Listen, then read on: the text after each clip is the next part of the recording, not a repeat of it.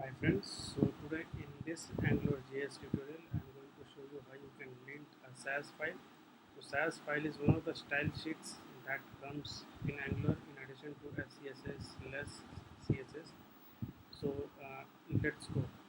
So for linting a Sass file, first you want to install your sass-lint package. So let me install it. Okay, the command is npm I for install and sass-lint, and I will do it globally.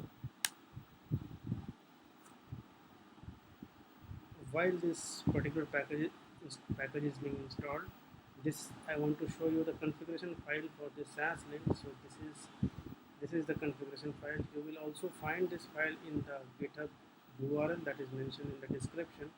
So it will handle all the Sass file in this project. So now our Sass lint is installed and we have this configuration file. I have also added little bit of styling in our default Sass file, that is app component.sass, and this is our default. This is some Sass configuration that I have written. Now let me run this command, and by the way we can also install a plugin which we will see how we use it. So I have installed sass-lint in my IDE. So this is the plugin which you need to install, and how it works we will see later on. So at present I will run a command like on this particular app component sass. I will run this command sass-lint -v is the verb host. If you run the command without -v, you will not see the error in the console. So you need to type in sass-lint-v and the file. So these are some of the errors that I have encountered. So one of the error is color letters such as hash f2 f2 f2 should only be variable declaration, and the rule that has been violated is color letters. So I will go to my lint file where I have written all the rules and I will match it. So the rule is color letters. Let me search it.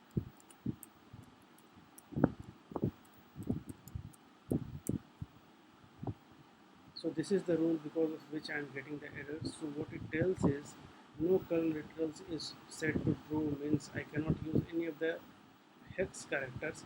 So if I turn it off, because we will not be using a color letter, we will always be using hex character. And if I run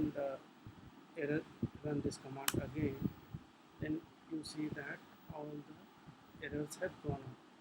Now we are left with two errors. One is class review contribution container should be written in lowercase with hyphens. So the rule is class name format. So if I search it,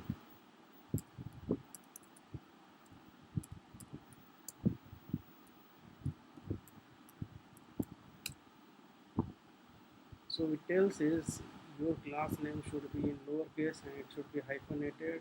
This is the rule which is violated. Now I'm going to open my Sass file and I will show you whether where we have violated this rule. So you see that there is a green tilde here, and if you hover over it, then you will see that the error that we are seeing in the console, and this comes while we are developing. Why it comes while we are developing? Because we have installed this extension. This extension works in real time. As and when you are coding, you will be alerted that you are violating some rule. Now if I go ahead and correct it, if I make it in smaller case, then the error is gone. Now if I scan through the Sass file and see if I can find any new tilde characters, so here there is one new tilde character, so I will also remove this particular space, and previously we were getting two errors. Now if I run it, all the errors are gone. So I can also do a sass-lint, and instead of running it for a particular file, I can run it globally for the entire project. And if I run it, you will get all the errors that are present in your project for all the Sass files. So these are some of the errors that you will get for your entire project.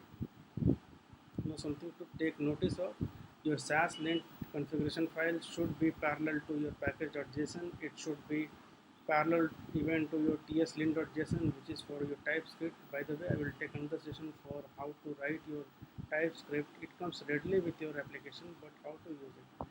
So it should be parallel to your package.json and sass-lint.json. It should never be in your src folder, because in that way the command that we are running sass-lint -v, that will never identify your configuration file, and it will take the default configuration. So to work, for your actual configuration file to work, you should always have it here. So what we did is we first installed sass-lint, then we had our configuration folder. By the way, you can find this configuration folder in my GitHub library mentioned in the description, and I also installed one extension, that is sass-lint. So this is all for now, folks, and please leave your comments in the comment section, and I will be coming again with another tutorial on Angular, and next time I will try to go for sass-lint, sass of linting of a HTML file in Angular. So thank you very much, and please don't forget to subscribe to my channel. Hit the subscribe button, hit the bell icon, so when I upload a new video next time, you will be able to get the notification. Thank you very much.